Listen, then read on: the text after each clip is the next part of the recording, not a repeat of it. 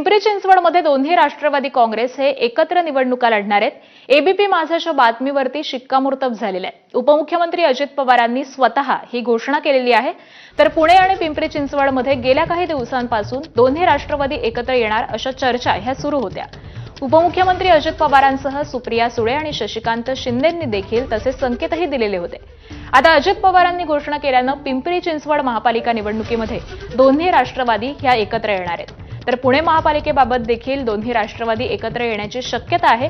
अजित पवार हे आज दिवसभर बारामती हॉस्टेलमध्ये बैठका घेणार आहेत. स्थानिक नेत्यांच्या बैठका आणि चर्चा करून आज अजित पवार हे निर्णय घेण्याची शक्यता आहे. दरम्यान पुण्यामध्ये काल मविया नेत्यांच्या बैठकीचं आयोजन करण्यात आलं होतं. मात्र या बैठकीला शरद पवारांच्या राष्ट्रवादीच्या नेत्यांनीच दांडी मारलेली होती.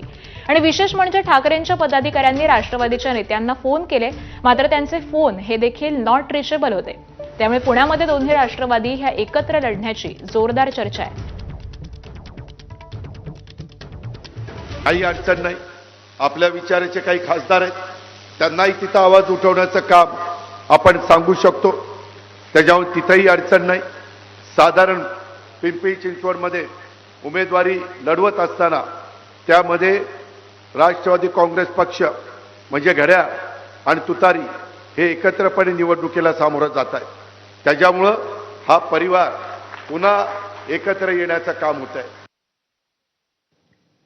तर पुण्यातील वसंतदादा शुगर इन्स्टिट्यूटच्या सर्वसाधारण सभेसाठी शरद पवार आणि अजित पवार हे आज एकत्र येणार आहेत. काल बारामतीतील कार्यक्रमानंतर आज कारखान्याच्या बैठकीच्या निमित्तानं हे काका पुतणे एकत्र येणार असल्याचं पाहायला मिळेल.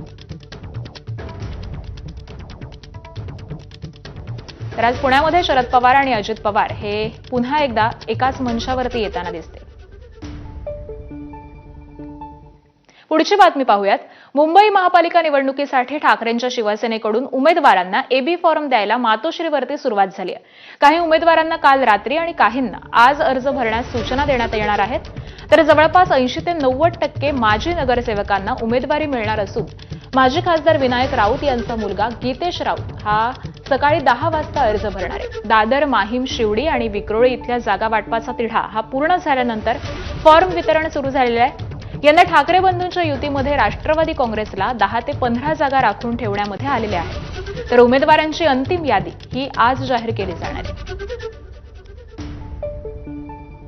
शिवसेना उद्धव बाळासाहेब ठाकरे आणि मनसे यांची युती झाल्यानंतर आज शिवसेना उद्धव बाळासाहेब ठाकरे पक्षाच्या इच्छुक उमेदवारांपैकी ज्यांची निवड केलेली आहे त्या उमेदवारांना पक्षप्रमुख माननीय उद्धवजी ठाकरे साहेबांच्या हस्ते एबी फॉर्म देण्याचं आता सुरू झालेलं आहे. आणि दरम्यान राष्ट्रवादी काँग्रेस पक्षाकडून देखील एबी फॉर्मचं वाटप करण्यास सुरुवात झालेली आहे. आमदार सना मलिक यांना आपल्या मतदारसंघातील उमेदवारांना रात्री उशिरा पक्ष कार्यालयामध्ये एबी फॉर्मचं त्यांनी वाटप केलंय. दरम्यान राष्ट्रवादी काँग्रेस पक्षाची 36 जणांची पहिली यादी ही जाहीर झालेली असून आज सकाळी 11 वाजता दुसरी यादी जाहीर होणार आहे. प्रदेशाध्यक्ष सुनील तटकरे यांच्या उपस्थितीमध्ये उमेदवारांची यादी ही जाहीर करण्यात येणार आहे.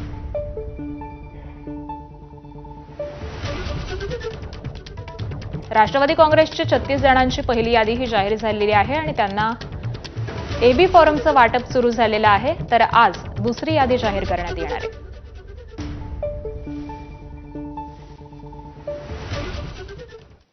आणि मुंबई महापालिकेच्या निवडणुकीचं चित्र हे अखेर स्पष्ट झालंय.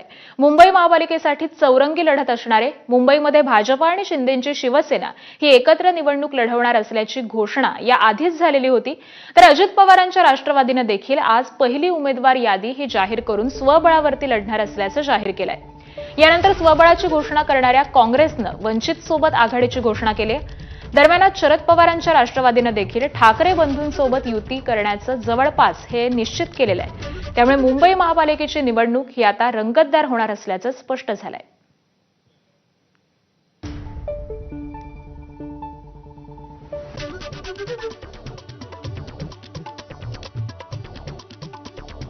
तर मुंबईमध्ये आपल्याला महापालिकेमध्ये ही चौरंगी लढत दिसणार आहे. भाजप शिवसेनेची युती आहे, तर दुसरीकडे ठाकरे बंधू आणि त्याबरोबरच राष्ट्रवादी यांची आघाडी झालेली आहे. काँग्रेस सोबत वंचित आलेली आहे, त्यामुळे काँग्रेस आणि वंचित यांची युती झालेली आहे. तर राष्ट्रवादी ही मुंबईमध्ये स्वबळावरती लढणार आहे. त्यामुळे आता मुंबई महापालिकेमध्ये अशा पद्धतीने चौरंगी लढत दिसणार आहे. मुंबई महापालिका निवडणुकीसाठी राष्ट्रवादी काँग्रेसकडून संपूर्ण जबाबदारी ही माजी मंत्री नवाब मलिकांवरती सोपवण्यात आली आहे. त्यानंतर आता मलिकांच्या घरातील तिघांना राष्ट्रवादीनं उमेदवारी दिल्याचं समोर आलंय. यामध्ये नवाब मलिक यांचे बंधू आणि त्यांची बहीण आणि भावजईचा समावेश आहे. नवाब मलिक यांचे बंधू कप्तान मलिक यांना प्रभाग क्रमांक 165 मधून उमेदवारी दिली गेली आहे, तर नवाब मलिक यांची बहीण डॉक्टर सईदा खान यांना प्रभाग क्रमांक 168 मधून उमेदवारी दिली जाणार आहे. तर कप्तान मलिक यांच्या सुनबाई बशुरा नमीद मलिक प्रभाग क्रमांक 170 मधून निवडणूक लढवणार आहे. तर कप्तान मलिक यांचा प्रभाग हा 168 होता, तो सध्या महिलांसाठी राखीव झालेला आहे आणि त्यामुळे कप्तान मलिकांना 165 नंबर प्रभागामधून लढण्याचा निर्णय हा घेण्यात आला आहे. 2017ला वॉर्ड नंबर 165 मधून मी उमेदवार होते. माझी बुवा डॉक्टर सईदा खान उमेदवार होते आणि कप्तान मलिक माझे जे काका आहेत ते उमेदवार होते. तसेच आता 2 रिपीट होत आहे आणि माझ्या कप्तान चाचाची जे सून आहे ते ओबीसी महिला जात आहे, त्यांचा वॉर्ड म्हणून त्यांना तिकडे उमेदवारी देण्याची असं आम्ही बोलणी झाली आहे. पण जोपर्यंत आमच्या वरिष्ठांचे आदेश येत नाही कदाचित स्वबळावर लढण्याची तयारी ठेवण्याचे आम्हाला बोललं झालंय. पण स्वबळावर लढण्याची आम्हाला घोषणा झाली तर आम्ही हे 3 उमेदवार माझ्या कुटुंबातील असणार. अजित पवार यांची राष्ट्रवादी मुंबई महापालिका निवडणूक ही स्वबळावरती लढणार आहे. त्यासाठी राष्ट्रवादीनं 37 उमेदवारांची पहिली यादी जाहीर केली आहे. राष्ट्रवादीनं माजी आमदार नवाब मलिक यांच्या खांद्यावरती मुंबई महापालिकेच्या निवडणुकीची जबाबदारी दिली आहे. तर मलिकांना जबाबदारी दिल्यास मुंबईत राष्ट्रवादीसोबत युती करणार नाही अशी भूमिका ही भाजप आणि शिवसेनेनं घेतली होती. मात्र अजित पवारांनी आपला निर्णय न बदलता मलिकांवरच विश्वास ठेवलेला आहे. त्यामुळे मुंबईमध्ये महायुतीत फूट पडली आहे. अखेर उमेदवारांची पहिली यादी देखील राष्ट्रवादीनं जाहीर केली आणि या पहिल्याच यादीमध्ये नवाब मलिकांच्या घरातून 3 जणांना उमेदवारी जाहीर झाली. त्यामुळे या यादीची चांगलीच चर्चा रंगली आहे.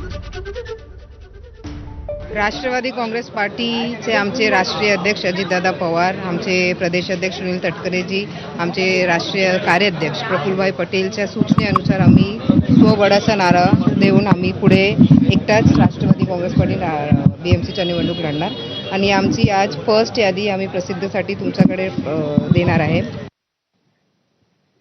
तिकडे चंद्रपूर महानगरपालिकेच्या उमेदवार निश्चितीसाठी भाजपची महत्त्वपूर्ण बैठक ही नागपूरमध्ये पार पडली आहे. या बैठकीमध्ये आमदार सुधीर मुनगंटीवार आणि किशोर जोरगेवारांमध्ये पुन्हा खडाजंगी झाल्याची माहिती आहे. याआधी गुरुवारी याच विषयावरती नागपुरात झालेली बैठक ही वादळी ठरलेली होती. कालच्या बैठकीमध्ये दोन्ही नेत्यांकडून उमेदवारांच्या स्वतंत्र याद्या सोपवण्यात आल्या होत्या. मात्र मुनगंटीवार आणि जोरगेवार यांच्यातील वाद पाहता आता पक्षश्रेष्ठींनी चंद्रपूरच्या भाजप उमेदवारांचा वाद हा मुख्यमंत्री देवेंद्र फडणवीस यांच्या कोर्टामध्ये टाकल्याची माहिती सूत्रांनी दिली आहे. तर आज देवेंद्र फडणवीस यावरती अंतिम निर्णय घेणार आहेत.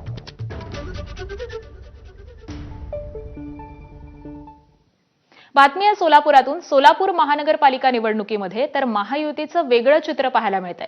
सोलापूरमध्ये शिंदेंची शिवसेना आणि राष्ट्रवादी युतीमध्ये लढणारे राष्ट्रवादीचे संपर्क मंत्री दत्तात्रय भरणे आणि शिवसेना शिंदे गटाचे नेते माजी मंत्री सिद्धराम म्हेत्रे यांच्यामध्ये युतीबाबत चर्चा झाली आहे. तर या दोन्ही पक्षानं भाजपसोबत युतीच्या चर्चा या थांबवलेल्या आहेत. भाजपसोबत सन्मानपूर्वक चर्चा झाली नाही, त्यामुळे आम्ही युतीचा निर्णय घेतल्याचं सिद्धराम म्हेत्रे यांनी सांगितलंय. दोघांचं 50-50% फॉर्म्युला ठरलेला आहे.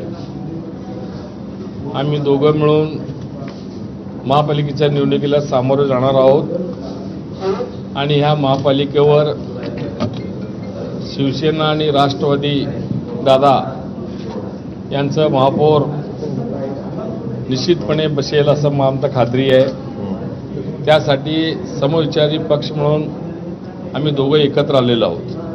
कोणी लहान मोठा नाही, भाऊ नाही, दोन्ही भाऊ समान म्हणजे जुळे एकदमच बाहेर पडलेले असं 50-50% फॉर्म्युला ठरलेला आहे. पुढची बातमी पाहूयात.